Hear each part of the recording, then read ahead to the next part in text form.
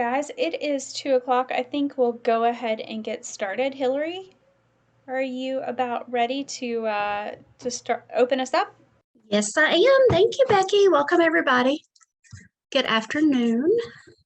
Give me just 1 second. Welcome to our educator panel webinar. I'm excited for this one and to see what questions we get to answer today. It should be good. But before we get started, just to give you a little bit of information about Mission West Virginia, maybe if I can get it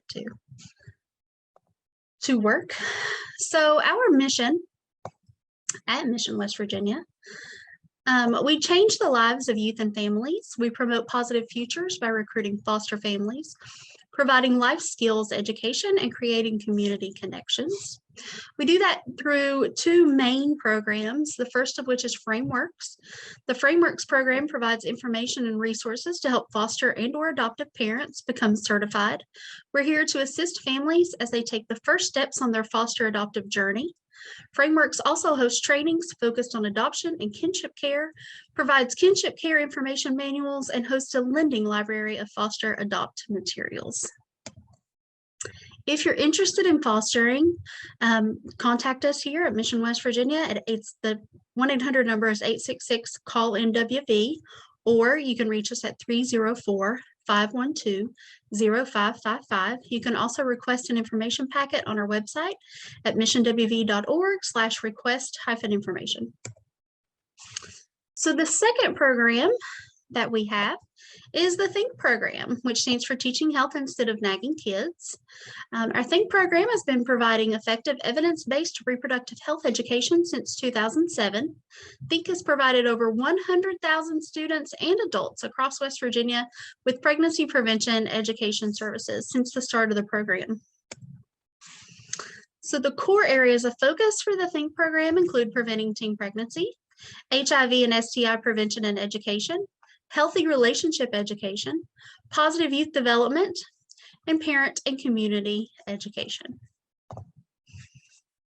We also do workshops and trainings, and some of those topics include talking to youth about sensitive or hard topics, hidden in plain sight, trauma, sexual assault prevention and consent, teen dating violence, and really just so much more. That's all I have. I'm going to hand it over to Becky and our panelists for today. All right, so this is a webinar style that we have not tried before. So we're just going to have a panel discussion. We have Anna Beatty on our panel. Anna is one of our THINK educators, and we also have Kara Nelson. And Kara is a THINK educator and also a mom of a couple teenagers. Three. Okay, 3 teenagers are now, some of them are now adults. But so she'll come to us from both an educator perspective as well as a parent perspective. So, you guys want to dive in? You ready? Okay. No. No. I said, let's go. Sorry. Oh, let's go.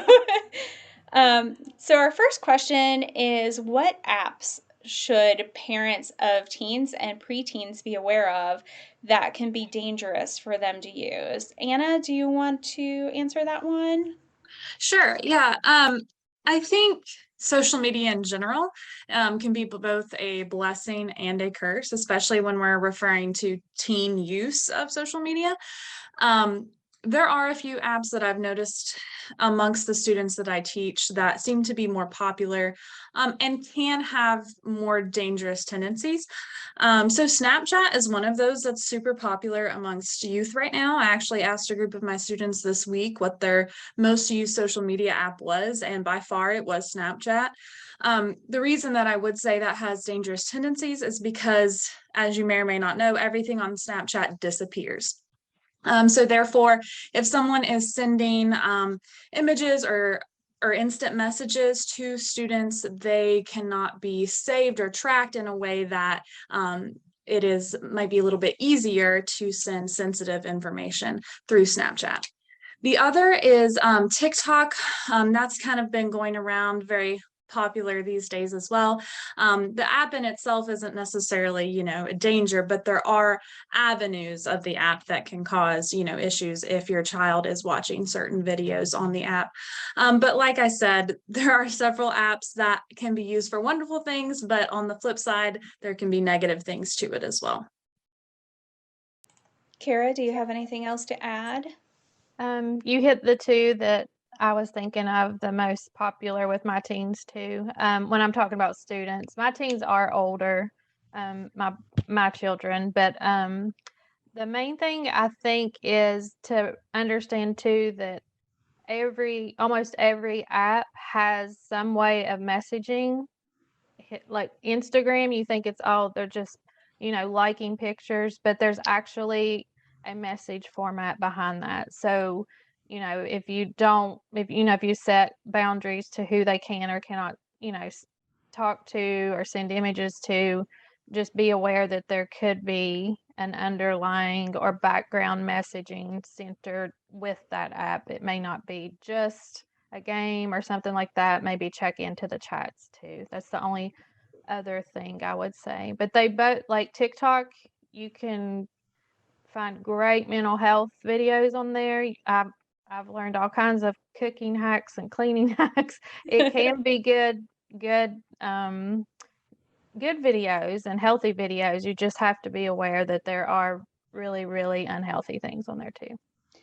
Um, and I would say, just from my perspective as an aunt, bullying happens. I know that as my niece was in her high school years, she was getting messages with people telling her to kill herself.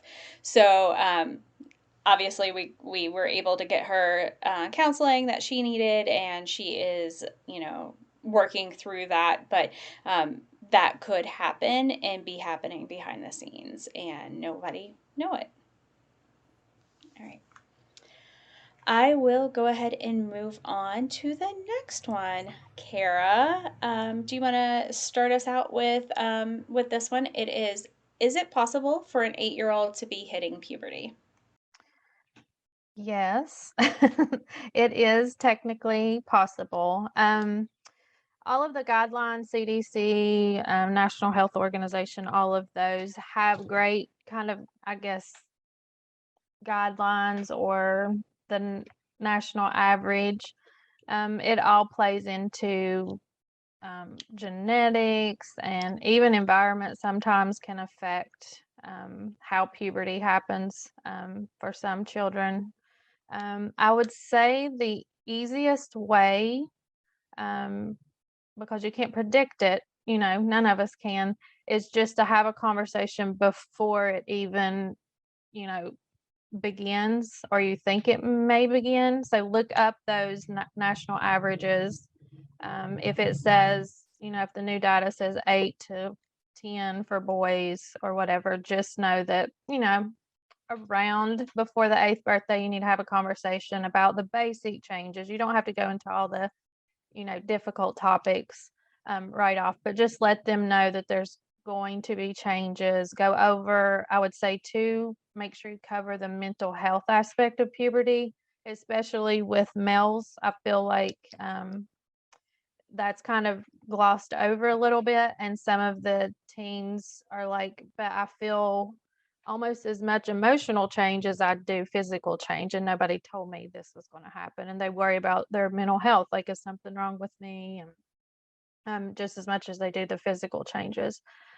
So I would just say kind of get ahead of the game and speak with them before the physical things kind of spook them and let them know what could be possible. And then I always just, even when we teach puberty class to the kids, the first usually universal sign that puberty's on its way or already there is body hair. So if they are showing signs or they tell you or whatever that they have some body hair under their armpits and in the groin area around their sex organs, that's like the first guideline to go by that puberty has started, hormones are changing. So that's my go-to answer when kids ask that question, but definitely start the conversation before those national average age.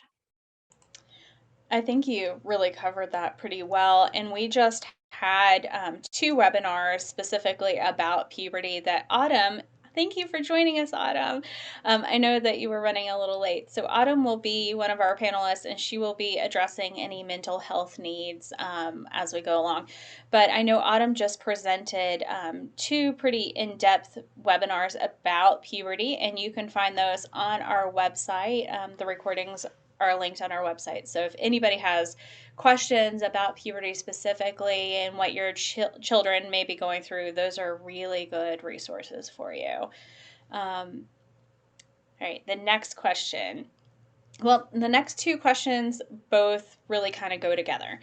How do I prepare teens to make good choices and be able to choose friends wisely and set boundaries to stay safe, as well as how to discipline or set and enforce boundaries with teens?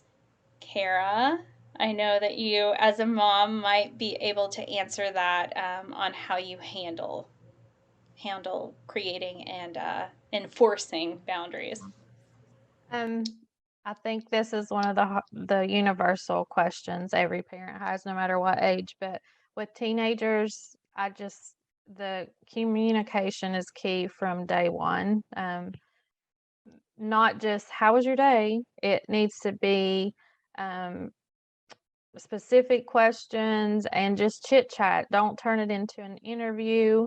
And if they have that basis there that they know you care about their well-being, not just, making sure I'm safe and eating my vegetables and da da da, but you actually, have a concern about their everyday life. I think that's key, because then when it comes to the hard stuff, they already know you're in their corner. You're not just seen as I guess, dictator or whatever, making my life horrible with all these rules. It's more of a partnership. And one of the things I think, if you're struggling with guidelines or rules or boundaries, is to sit down, and we have like this brainstorm activity. And I think it works well. If I always say, like, if your child wants to increase their curfew by an hour and they feel like you're being too strict, just sit down and explain, number one, why there's a curfew. Don't lecture, just explain, like, there's other people out on the road and all of the statistics and stuff. You can throw all that in there, but just that you're concerned about their physical well-being after a certain hour. And then you both come up with maybe ways to increase that curfew. So what could I do, as the child could say, what can I do to, maybe increase it by 30 minutes first? And you work with them and say, okay, you prove to me that you're obeying, this guideline we already have, and maybe pick up a couple chores, without me asking, for 2 weeks, and we'll sit down and discuss it again.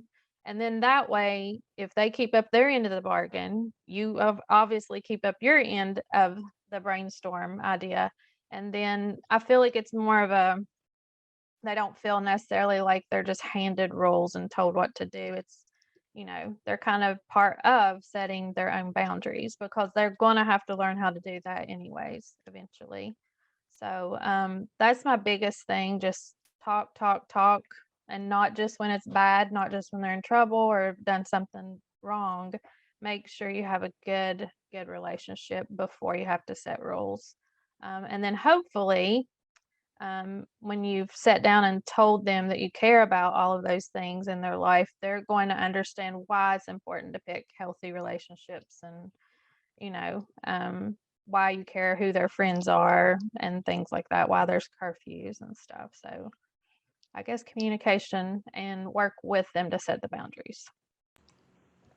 Anna, Autumn, do either of you have anything else to add to that? Yeah, actually, Kara hit the nail on the head, but I wanted to add from the perspective of one thing that I always ask my students in one of the lessons that we do is, would you rather have a parent that almost seems too involved, or a parent that sits back and lets you do whatever? And at first I was surprised by their answer, but I get the same answer time and time and time again. And it's that they would rather than be too involved than not enough. And so one thing that I have learned from listening to my students is they want to have open conversation with their parents. They want them to care. And one thing that I realized is we talk about, instead of rules, having guardrails, and we talk about why are there guardrails on the interstate, right? It keeps you from getting really hurt, and it would be much better to kind of drive away from the guardrail than to ride it, because if you're riding the guardrail, your car is still going to get hurt.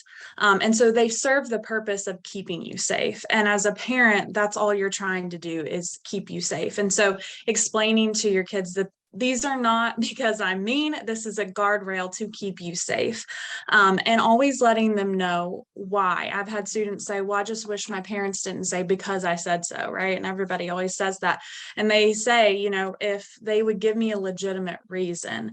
And so I think as individuals in general, if people are coming to us with the why, we need to try our best to give them a legitimate reason, because that opens that level of communication and that level of safety between adult to, young adult or child. I absolutely love that guardrails analogy, because I can visualize driving down the road and being too close to that guardrail and just, going a little bit too far and running right along it and tearing up my car. And I think that really helps. It helps my brain to understand like how writing those boundaries could cause some issues. The next question, Anna, I'm going to address this towards you directly, and then if anybody else has anything to add, they can. This question is about teen masturbation and porn. So it's a super fun topic. Is it natural for a teenager to masturbate? And how do I talk to my children about porn and its dangers? And this person has both male and female children, so they want to address that with both of their children. Yeah, so that's a super hard topic for anybody to feel like they can navigate, especially when it comes to your children, right? Because that's something that we don't think of wanting to talk to our children about. But unfortunately, it's a real thing that whether you have the conversation or not is probably going to surface, or it's going to be, a thing that occurs. And so the first half of the question, when it comes to masturbation, I think that physiologically and from a physical standpoint, that there is a natural urge for that to happen.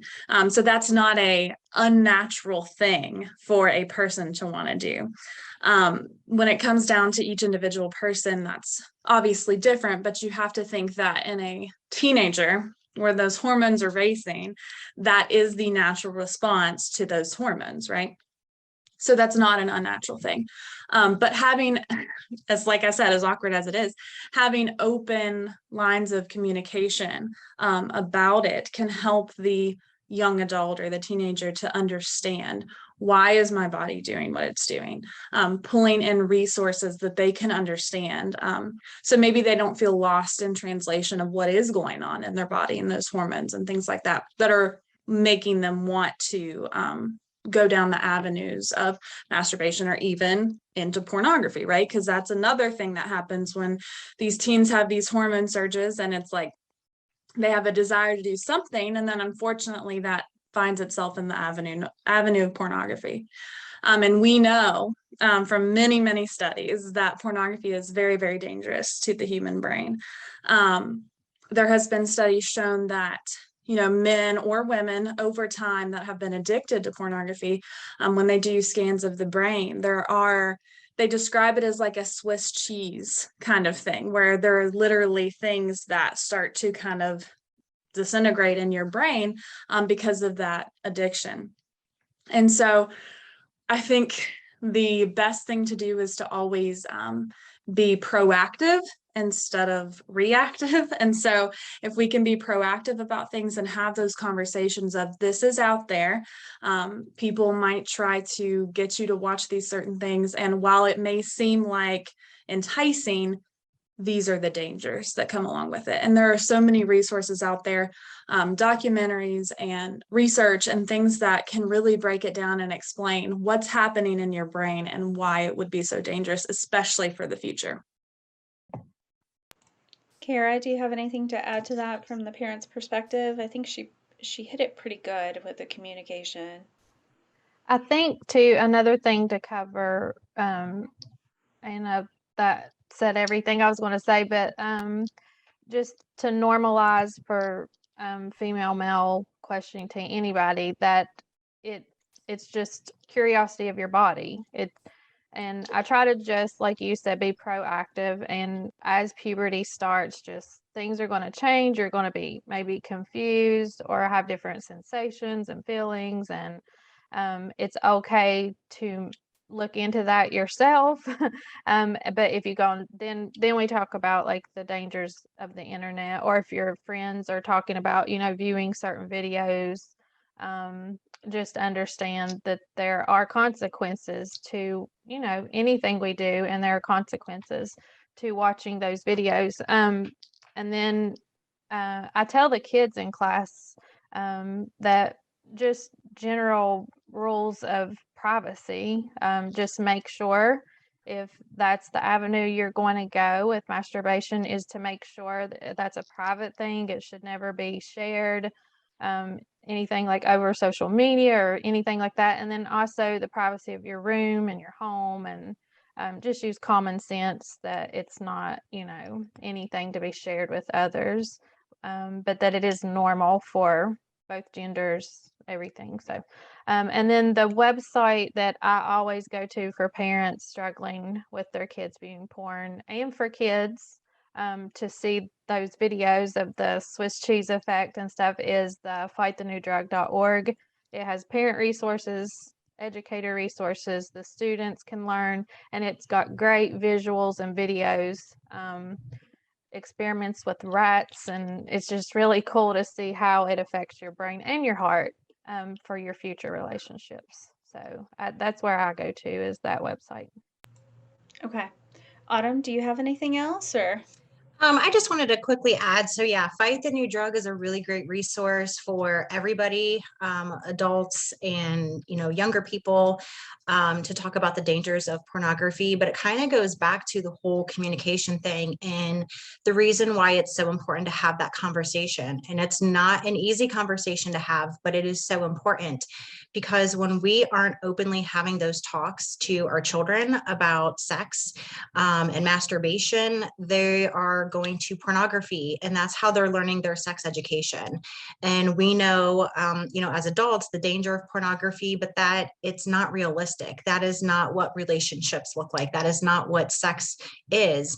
And so that's where they're getting their information from, which essentially, it could lead them to get in trouble because of the different types of pornography that they have, that the ones that are more violent, and different things like that could get them in trouble if they truly don't understand that this is not what real sex is. And that's why it's so important that we have those conversations and have that open communication, with our kids. And again, I know it's super awkward, but it's also important. And truly, kids may be embarrassed initially, but I think after that conversation, they're truly going to respect the fact that you were able to sit down and have that conversation.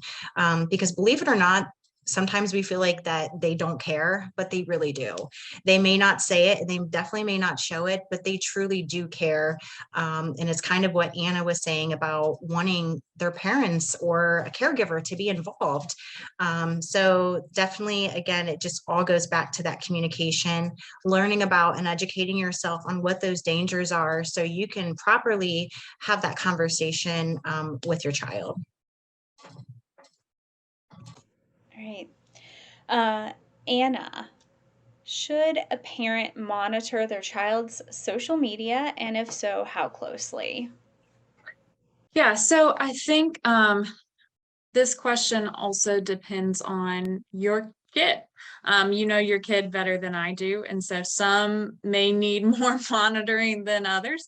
But I never think that it's a bad idea to have some sort of monitoring system, whether that's, turn in your phone at 9 p.m. or whether that's, following them, asking to see certain things, especially if you have a concern that there could be bullying going on, or other things, going on behind the scenes that they might not be talking about. And there's some attitude things to look for if maybe they're trying to hide something that might give you more of a reason to want to monitor. But I think especially when your child is under the age of 18, it is always wise to monitor what's going on because they're not an adult, and they might be trying to make decisions as if they were. And that's when they need us to step in and say, this is wise, this is not. We should be following this person. We should not let this person, follow us, those kind of things. But make sure that if there is monitoring going on, that the child understands that it's coming again from that perspective of safety. I'm not doing this because I don't want you to have friends and I don't want you to have fun, right? I'm doing this because there are dangerous people out there, and I'm trying to keep you safe. Kara, do you have anything else? I think when they're younger, and it's just normal for preschoolers to be able to use iPads and iPhones and stuff now. So you're not going to probably get away from it very easily. But if you do agree for for them to use social media at the beginning, I would definitely just be honest, be like, this is technically, it belongs to whoever's paying for it. So this is something we're paying for. This is kind of an older student or an adult privilege to have this device.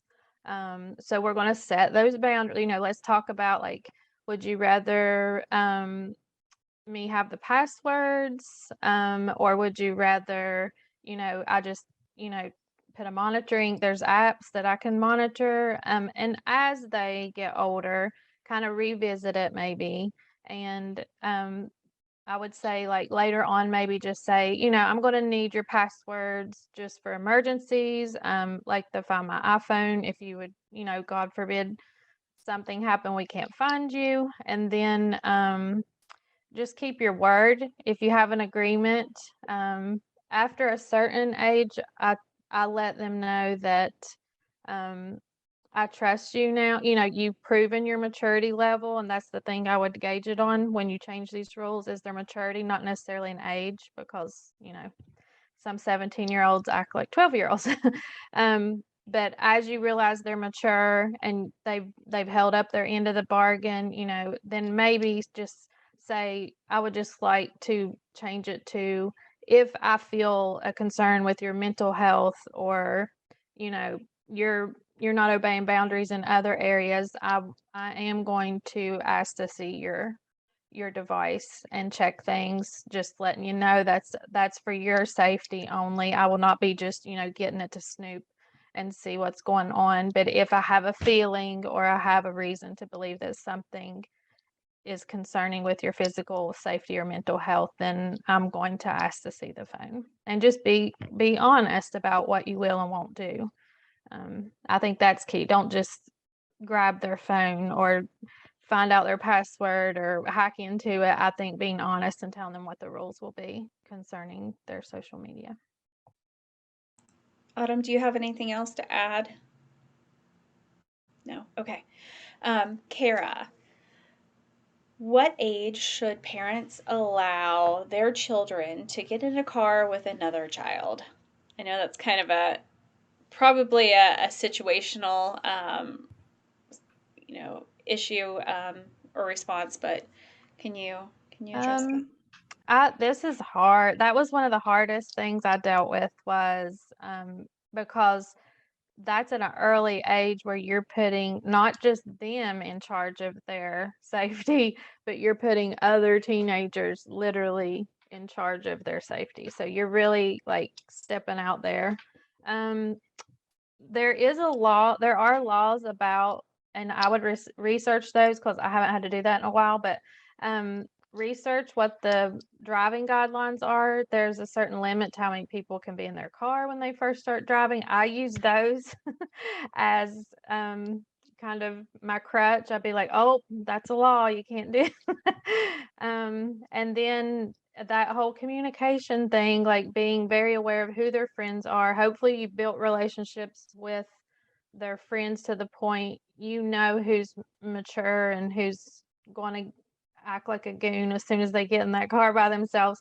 And then you only allow maybe choose one friend that you feel you're on the same page with, maybe their guardians or parents, as far as, you know, boundaries and guidelines and stuff.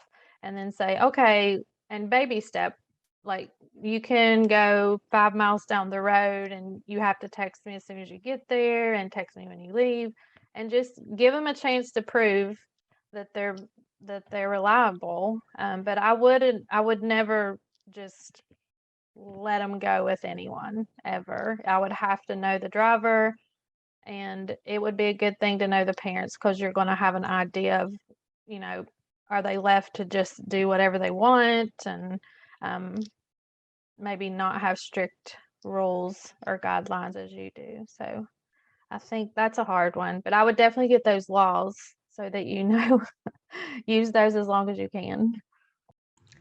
So the next question actually goes into getting to know the parents. So maybe we just go ahead and start with that, or go directly to that question. So, should parents still try to get to know the parents and the children of the families that their kids are hanging out with?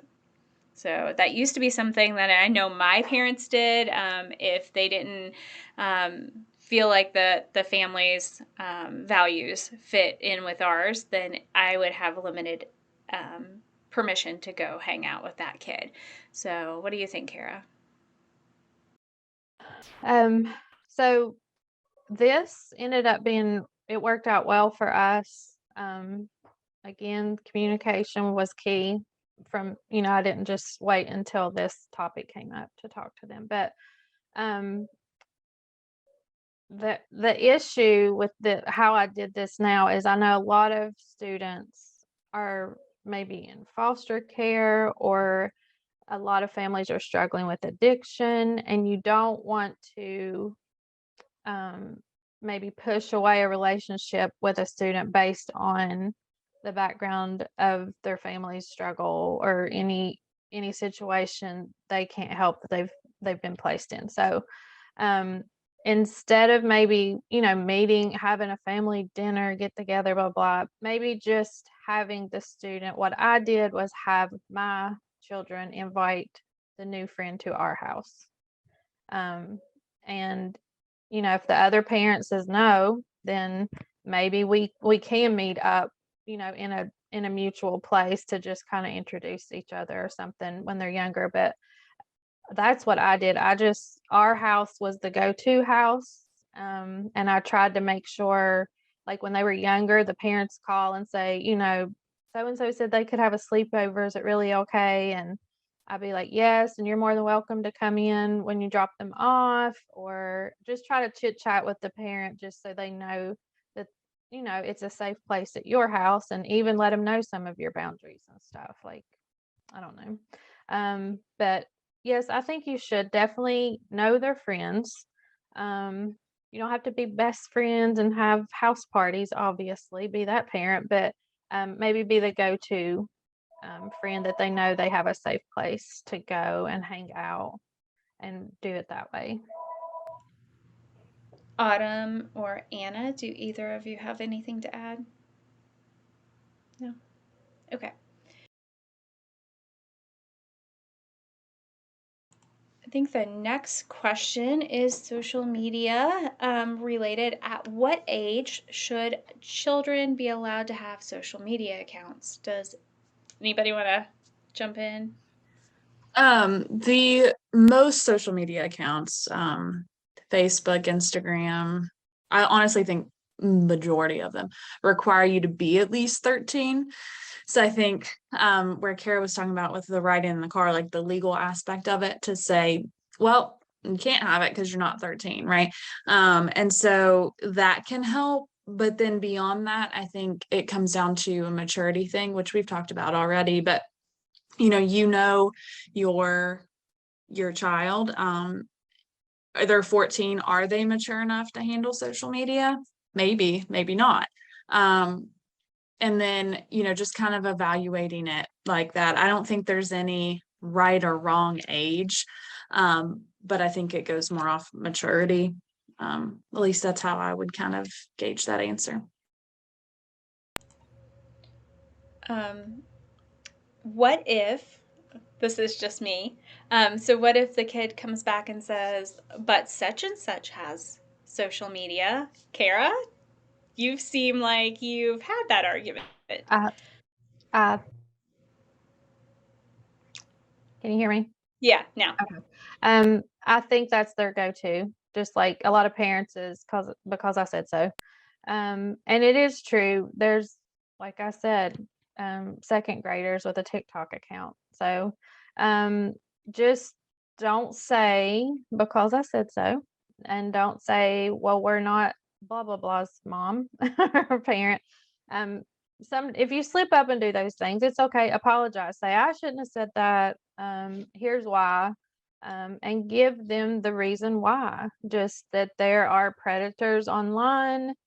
There's a reason there's a 13-year, requirement, 13-year-old requirement. It's usually because, you're a little bit more mature. You're going to be able to navigate who's an actual friend that you've added, or when you should bring something to me to look at, or something like that.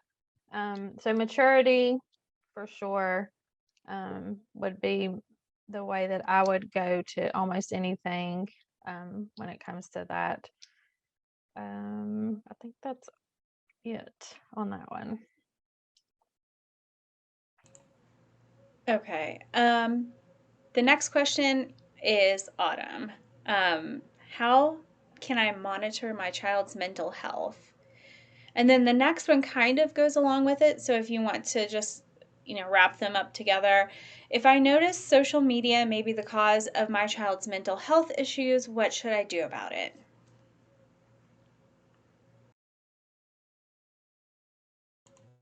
I think you're still muted, Autumn.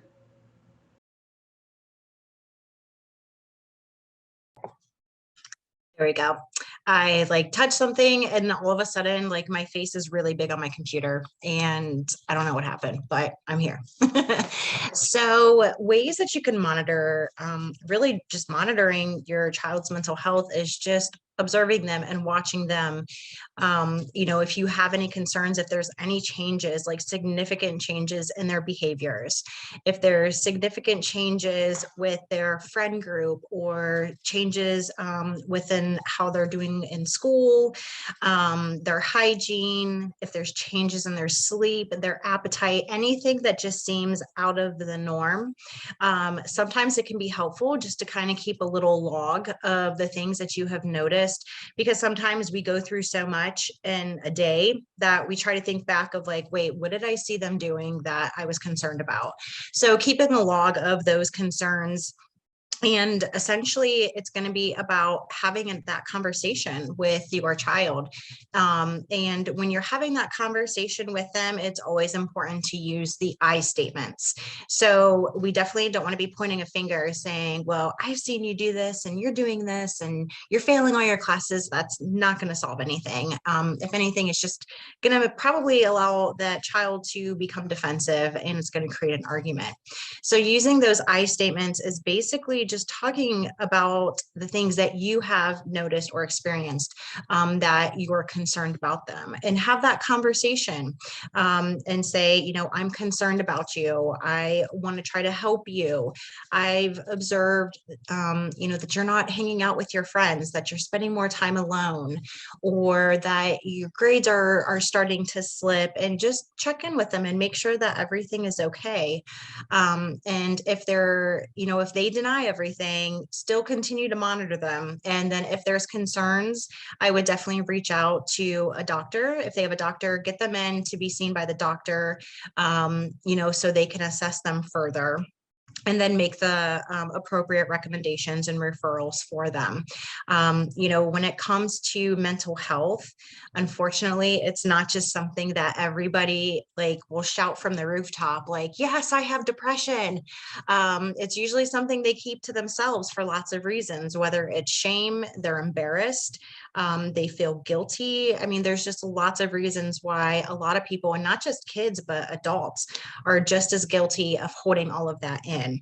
So don't just give up and say, if you have those concerns and your child's like, I'm fine, just continue to monitor and just keep checking in with them, because eventually, if they see that you're checking in with them, they're going to know that you're aware of something that's going on. And, hopefully they will understand that, okay, maybe they are worried and they genuinely care. And so they can come forward and talk to you.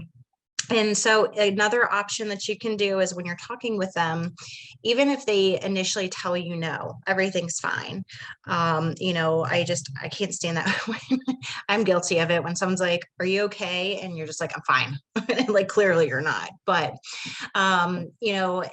is to have an open conversation about mental health. Have that conversation about why our mental health is just as important as our physical health. And that mental health is something that is very common that lots of people experience, even people their age. So it's okay to educate them on what mental health is, on what depression can look like, and what anxiety can look like. And a really great resource, I will type it in the chat box, is NAMI, which is the National Alliance on Mental Illness. They have tons of free resources and handouts for parents, for teenagers, for everybody, that can educate you more on some of those mental health issues and some things to be on the lookout for. Because when it comes to mental health, there are symptoms that can be very similar, but there can also be symptoms that are night and day, that really differ. Thank you, Becky. That differ from one another. And the other thing too, we have to be mindful of is it puberty? Is it something that they're going through, with the changes in the hormones of their body? I remember when I was in puberty or going through puberty, sometimes I just mentally and emotionally felt crappy, but it wasn't because I was necessarily depressed or, had generalized anxiety disorder. It's just a really awkward stage to go through. And it's just a tough, time in their life. They're trying to figure out who they are, who they want to be, and then when we get to the social media aspect of it, that definitely can play a huge role in mental health. And Becky, can you repeat the mental health question with social media, please? Yeah, it says, if I notice social media may be the cause of my child's mental health issues, what should I do about it? Again, it goes back to having that open communication, and using those I statements of things that you as a parent are observing, or a caregiver that you're observing with that child.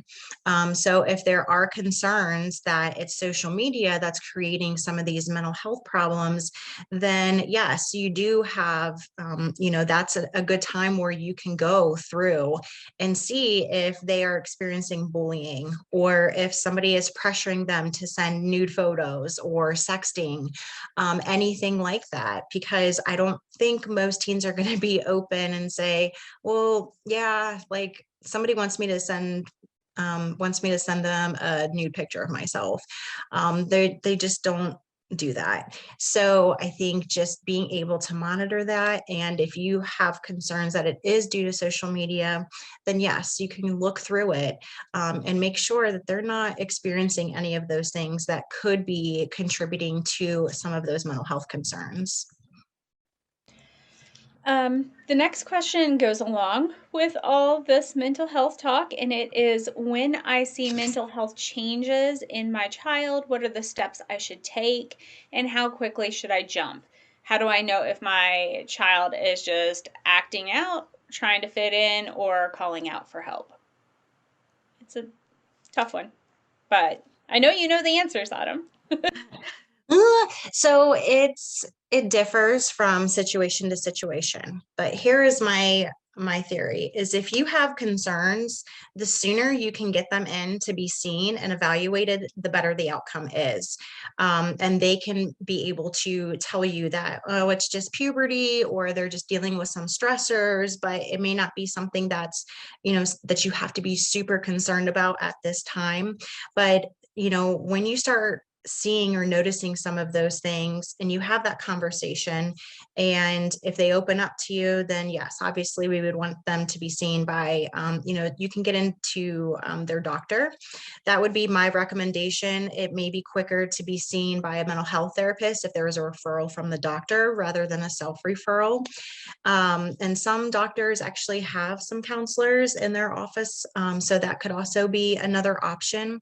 But, we definitely don't, like, if you notice like one or two changes, you don't have to necessarily jump the gun and immediately call the doctor and get that child in there like ASAP. It's just over time, if you've noticed, I would give it about a week or 2 weeks, to see what those behavior changes are. And if there's still concerns and, the child is saying, no, I'm totally fine, then I would still go ahead and just make an appointment. And you can tell them that, it's just like a general follow-up appointment. You don't necessarily have to say like, oh, well, I'm concerned about you. Whatever you think you can do to get them to that doctor's appointment will be great. Now, if you notice there's some behaviors that are going on that you are concerned for their safety and well-being, please do not wait a couple of weeks. If you have concerns, for their safety and their well-being, if they have made comments about, being suicidal or wanting to hurt themselves or other people, at that point, then you would just call 911, where they can take them to a hospital to be evaluated, and then they can determine the appropriate treatment from there. All right. The next question is from someone who runs a school age program for our youth, and they want to know how many extracurricular activities may be too many for a teenager. Anna, do you want to start, and then maybe Kara can jump in? Sure. So extracurricular activities are wonderful things. I think they provide outlets for maybe some of these emotions we have going on. I know in young kids that can be an energy outlet to kind of help those emotions and things like that.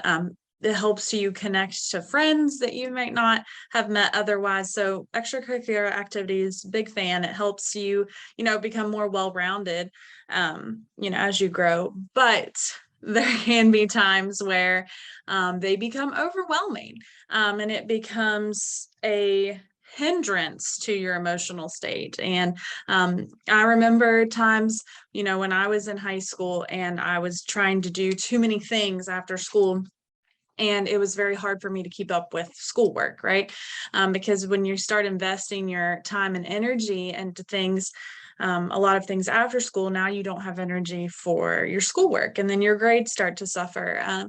And so I remember kind of coming to a point where it was like I needed to narrow it down, and kind of make some choices of, what brings me joy, what do I want to continue doing.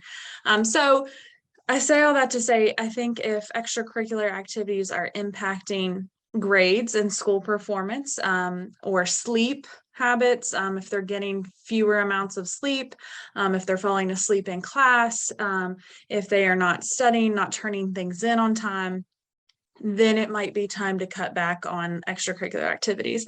I don't think there is a number that I would say, oh, 4 is too many. It needs to be 2, right?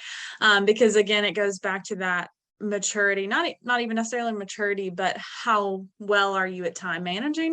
Some people can handle lots of things and you wouldn't even know it, and others add one more thing to their plate and it's too much, right?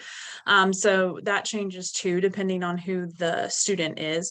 But watching for those signs of, oh, we're getting a little moody because we're tired, or teacher says this hasn't been turned in multiple times, or if you just notice they're sleeping all the time, it might be time to kind of narrow those down. The only thing I would add would be maybe like when I had two of my own children were super athletic and all sports all the time, every day, is to, like you said, what brings you joy. There was a point where um, my youngest daughter she was doing multiple sports, but one of them I knew was her, what brought her the most happiness.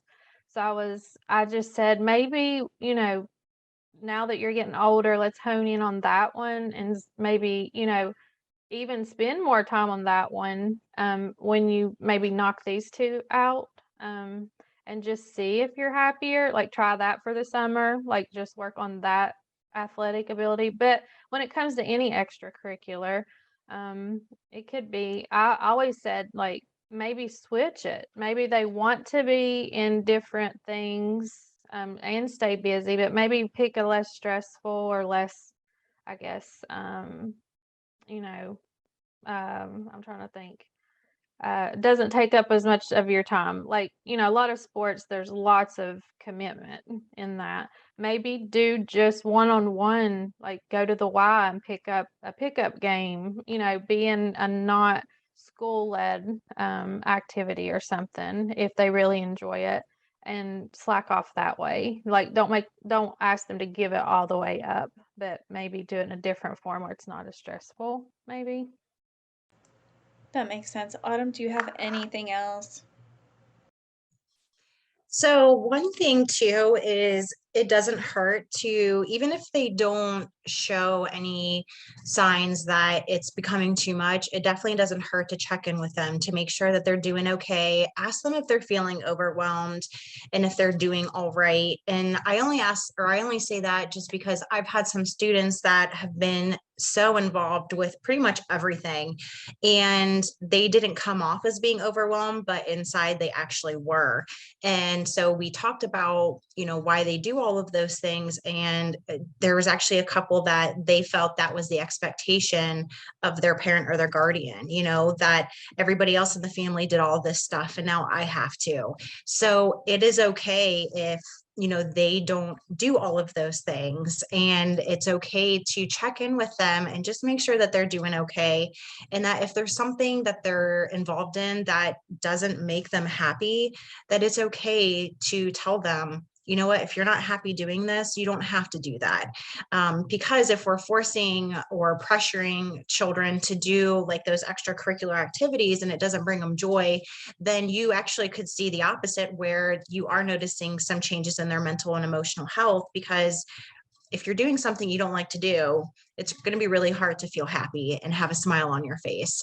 So just make sure you're checking in with them, making sure that they're still enjoying those things that they like to do, because things change as they get older, and something they really loved a year ago, they may not necessarily like it now. So just keep in communication with them and making sure that this is something they still enjoy and that they're not feeling too overwhelmed. Okay. Autumn, Becky, sorry. I Oh, just no, feel no, like you're good. this is important just because we experienced it too, is when your child speaks up, or like she said, you do check in, especially if they're one of those perfectionist kids who want to please, it was a handed down, extracurricular thing. Um, just make sure that you talk to the adults who may be putting pressure on them, that this is our thing, this is our family event, we come and watch you, and they may mean well, of course, but if there's other family members or adults who you feel like need to be kind of pulled to the side and say, hey, this extracurricular seems to be hurting them instead of making them happy, and we're going to let them decide, and we're not going to harp on them about, oh no, we won't have a game to go to on Saturday or whatever. We're going to be just as enthused if they choose to, pick up a dog walking hobby or something and make money that way. We're going to pump them up about that, but just make sure the other adults aren't still putting pressure on them, even though you told them, of course, that their worth is not in that stuff, and that's that communication key. I love that you play all these sports. I love that you're great at art and violin, and I love watching you succeed and be happy. But at the end of the day, I love you for you. Like, if you don't want to do any of these things, just make sure that's like the bottom comment that you make, and keep all of the family members, I guess, in tune on what's okay and not okay when it comes to their mental health and their happiness. Thank you, Kara, because I think that that's super important, just to make sure that we are not only managing our children and trying to talk to them and have open communication with them, but also the people who influence them as well. So outside of the parents. Um, Autumn, this next question is a little tricky, so I'm going to try to skew it. This person was having some struggles with their teen being bullied and in the school system, and they want to know what to do. If we could just address like what to do if a child is being bullied in the school system first, and then if the school does not respond, then how to handle it.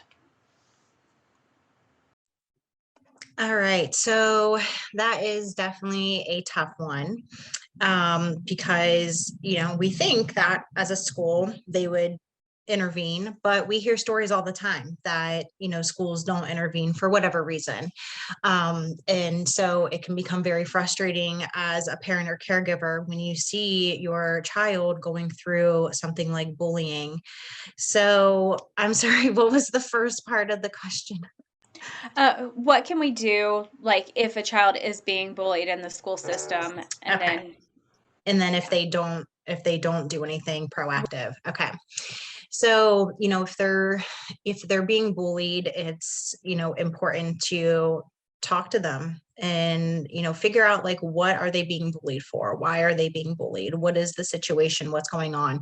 Try to get as much information and detail as possible, because, essentially that's what you would do, is you would report that to the school. So you want to make sure you have as much detail as you can when you are making that report, to the school.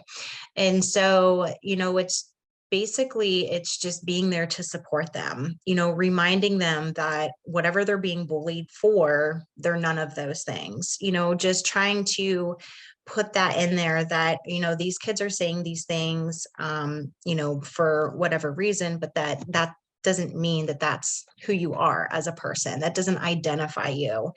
And so just making sure you're there to support them and kind of monitoring them, and their behaviors. And, when it's like trying to figure out a way, okay, if you're being bullied, what can we do to try to help you cope through that? Whether it's getting them into counseling and talking to somebody, or learning coping skills. When it comes to bullying, there's a type of therapy that can be very helpful with, people that have been bullied, and that's cognitive behavior therapy. And so with CBT, a lot of times it's like, I think, therefore I am. And so if they're constantly being reminded and being told these things, then they start to believe it. And then that just kills their self-esteem and their mental and emotional health. So if they're able to get in to see someone that can specialize in CBT, basically it's about reworking the way the brain thinks and interprets things, where they can say, okay, well, I hear these things, but I know that they're not true. So that can be an option. And so if you address it with the school, make sure you have the principal involved. If the teacher witnessed anything, have them involved, the school counselor, the school social work, make sure you can try to have a meeting with all of them to talk about that.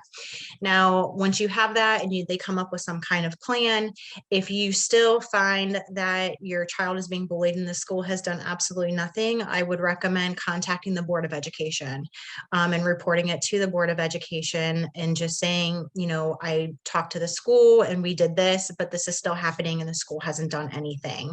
And hopeful that, the Board of Education would step in and investigate and get something figured out. Some people have the option to transfer to a different school, but that can also be very detrimental to the student that's being bullied. It could be detrimental to their mental health. They can feel like they're it's their fault that they have to transfer, even though they have done nothing wrong. But some students want to transfer. So if that can be an option, talk to them about it, see, what's going on. If the transfer is an option, try to make an appointment with the school and sit down and say, look, this is a situation that's happened with my child. What are your policies? If this happens, what are you going to do to help and protect my child from being bullied? But again, that's really if the child has made note that they want to transfer. Because if you, as the adult, say, you know what, I'm just going to send you to a different school, they're going to say or think like, well, what did I do wrong? Why do I have to go to the different school and not the person that's been bullying me? So just keep that in mind, and don't bring that up unless if a child says, well, maybe I could look at going to a different school. And the other thing too about transferring is it's going to be a whole new change and a change in environment. And even though change can be good, most change, even for the good, can be stressful and it can be very overwhelming. So that is another thing to keep in mind. There's lots of great resources too online with bullying. And so we will get, I'll put the website in there's a couple of websites, but there's one that's really good. It's through the government about, how to work and talk with your child if they are being bullied and what you can do to, try to help them. But if the school's not doing anything, I would definitely go to the Board of Education. Thank you. Mhm. We do have a couple more questions. I think there are 2 more that have not been addressed. And I know it's 3:00, so if you need to drop off, feel free. We are recording this and we'll post it on our social media as well. So, how do we prepare for preteens? Kara or Anna, do one of you guys want to address that? I'll give my parent perspective. I hate to say it again, but start talking early on about everything. Show that you're interested. Don't just, I know there's that dilemma about I don't want my child to think I'm just their best friend. I don't think it goes that way. There's a difference between communicating versus condoning, unhealthy behavior. And it's just kind of making sure you're being the adult, not the dictator necessarily, but the adult in the situation and understanding they're going to need those guardrails. But just the communication is key. Make sure you're talking before the hard stuff hits. If you're running behind, maybe you weren't given this information before and you're already in that, that stage, literally set them down and admit where you messed up and say, I love you so much and I care about you so much that I am telling you that I have messed up as a parent. I feel like I should have started this conversation early on, or I know that I should have. And, shame on me or whatever, but I want to fix it. I love you. Can we start talking now? And that's with anything. When earlier there were a couple of times where I forgot to mention that, like, tell your teens, I remember feeling this way. Or I remember those hormones that make you want to look up things on the internet. And if you struggle with mental health issues, be honest. If they know that we're honest completely, there's certain things you don't have to tell them about, but in general, just being honest and keeping communication up and say, I struggled with this, or I know someone who did, and you're not alone. And that's the key. And just admitting if you fell behind and you're kept playing catch up, just say, I'm sorry and apologize where you're wrong, and catch up. Yeah. What about as you're preparing for preteens? What about talking to them about what they're going to go through for puberty? I mean, I feel like that's important. Is there anything else? What I was going to say is, I don't know what it's like to parent a preteen, but I think it's good to not be naive about things, and to not let ourselves be taken off guard by some of the things that could occur. It goes back, I feel like we have themes here of communication and being proactive and, all these things is like, as a parent or as someone that's working with preteens, knowing these are the things that could happen. These are the things that may happen.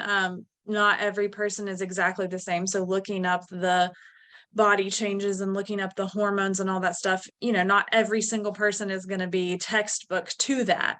But being aware, talking to other parents, or other people that work with teenagers, of getting that, I think it's always helpful to know, hey, I'm not alone, or yeah, I also am, we're going through that too.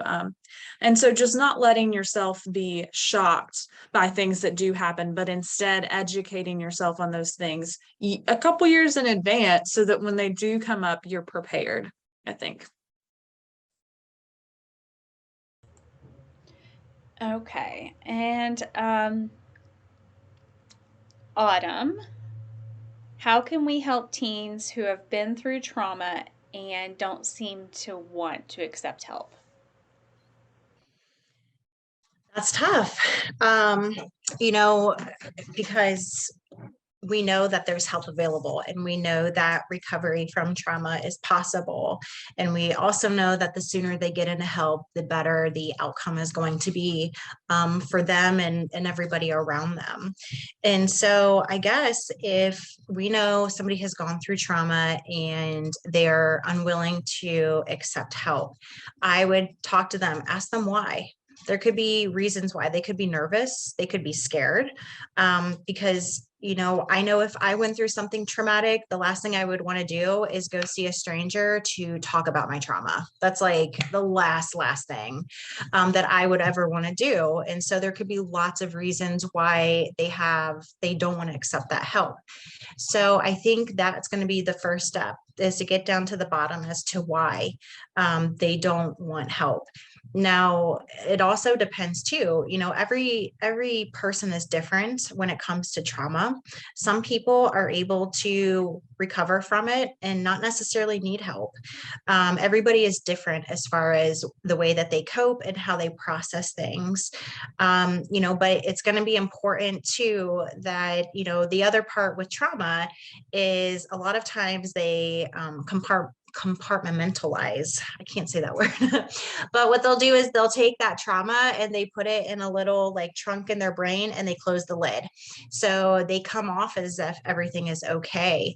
But really it's just because they have just put that in the back of their brain and trying to forget about it. So I would talk to them, figure out what their concerns are, why they don't want help, and then just kind of go from there. And maybe try to, if they say they just don't want to talk to anybody, maybe try to make some kind of compromise of them just going and having an assessment done and seeing what the professional thinks. Or, if it's not just, if they don't like it's too mental healthy when you say therapist or counselor. So maybe just make an appointment with their physician, and letting the doctor know that, what the concerns are and kind of going from there. Now, the other thing too is since they are a minor, technically the parents and the caregivers have to give consent for them to get into counseling. And so if they're a minor, they technically can be put into counseling, involuntary. I don't typically recommend that. It can be a really, really, really bumpy road, not only for the therapist, but also for the child. We always say we can't help somebody until they want to help themselves. But the other part too is, what does a child know about trauma and mental health and recovering from all of that? They don't really know all about that. So maybe looking at, ask them, if there's things that they're experiencing from their trauma, whether that's flashbacks, depression, anxiety, trouble sleeping, grade slipping, different things like that. So if there's, changes in their behaviors, you can tell them that you're concerned about that, and just try to come up with some kind of agreement for them to just at least go see a doctor, and talk to them. All right. And our last question: how can I motivate a child who is not motivated to do anything? They don't want to go to school. They don't want to hang out with family, friends. Sorry, the phone's ringing. This person says they cannot seem to reach him no matter what they try. So I'll let whoever wants to go ahead and jump in there. One thing that I will mention is that lack of motivation, especially not wanting to hang out with friends, can definitely be a sign of something mental health related. So keep that in mind and just kind of be aware of their behaviors. And if you notice any other changes, it's not common it's common for teens to be unmotivated to do the things they don't want to do. Like, I love my job, but there's some days, like, would I rather just turn my alarm clock off and continue to sleeping? Absolutely. But I'm adulting. So, in that type of situation, you might just want to be aware, because it's not very common that kids don't want to hang out with their friends. Usually that's all they want to do is hang out with their friends. So if they're starting to isolate themselves more and they have that lack of motivation and they just don't want to do anything, keep that in mind and just continue to monitor some of those symptoms, or changes in their behaviors, because it could be something more that's going on. I know teens kind of get a bad rap for being lazy, but truly they really aren't. Usually when there's that lack of motivation, they don't want to do anything. They can't even get off the couch. In more cases than not, there's usually something else going on. I think too, finding something that they do find joy in. I know, like for me, I love theater and doing performing arts and things like that. And the phases of my life where I'm not involved in that, I feel less motivated because it's almost like you don't have something to be motivated for. But if you add something into your routine that you truly love, that makes each day something you're excited about, then that can help in the other areas of life too. Just having something that's like, I get to do this today, might help with that overall sense of motivation. The only other thing I would add is